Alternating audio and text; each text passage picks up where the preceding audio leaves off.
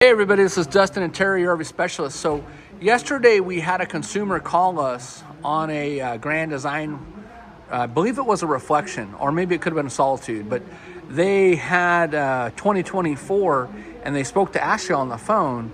And I think they were from Minnesota, if I remember right. But I came out here to talk to Terry because we're actually in the middle of replacing this roof, and we're getting ready to, like the guys put two moldings on it, got everything puttied, and so one of the things I was telling Terry was like, hey, so did this roof not have putty underneath the solar panel brackets? Do you remember? I believe there was, if I remember right, but the issue that they have when they install these is you're not able to go back behind them. no, you have to do whatever you can to get putty To get sealant back underneath there? seal it on the back side Of the bracket itself. bracket, because it'll run down and it'll run underneath the back side of the bracket.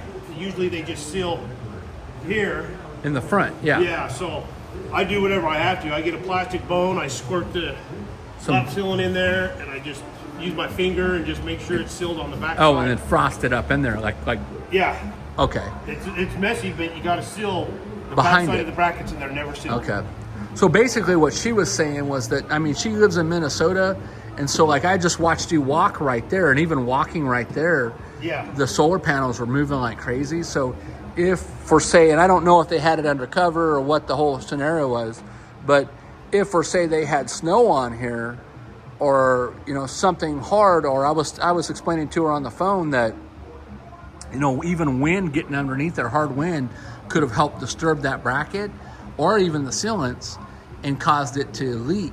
But apparently, I don't know the whole story, but I'm assuming that either the husband or somebody came up to clean the solar panels, and when they did, that's when they found out that the roof was dry rotted in that area, or water damage. So, it's just a reminder. So, we're doing this roof. This roof was actually one of the ones that blew off. It blew back, and so we did a couple of videos on it prior.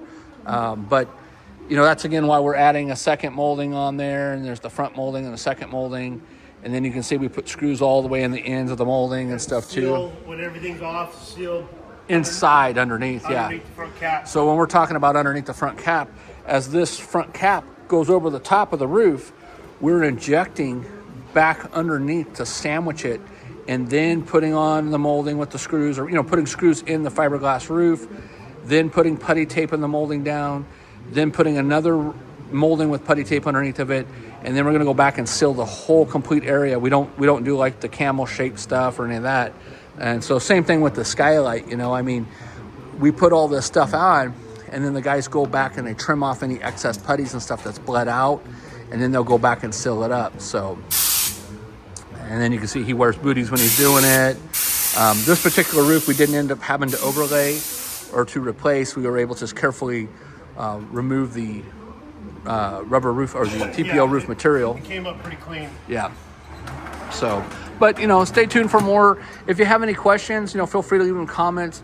Check out a lot of our articles and videos. We try to cover every topic, and so pretty soon here we're getting ready to go into some real detail on stuff. I'm going to actually just walk and not really go like inch by inch on an RV, but I'm going to go and kind of explain things my way versus like how the factory or the manufacturer will explain it.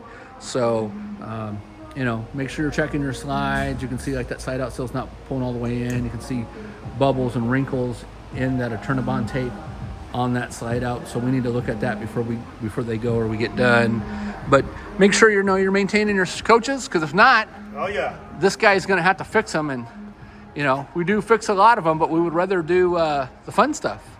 We'd rather do like all the cool stuff, power awnings, second ACs, solar systems.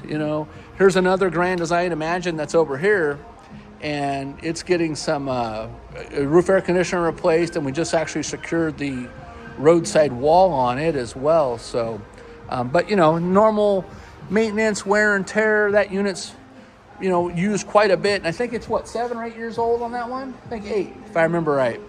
So the air conditioner finally decided to, 7 years old. Yeah. It decided it finally didn't want to be used no more. So anyways, stay tuned for more.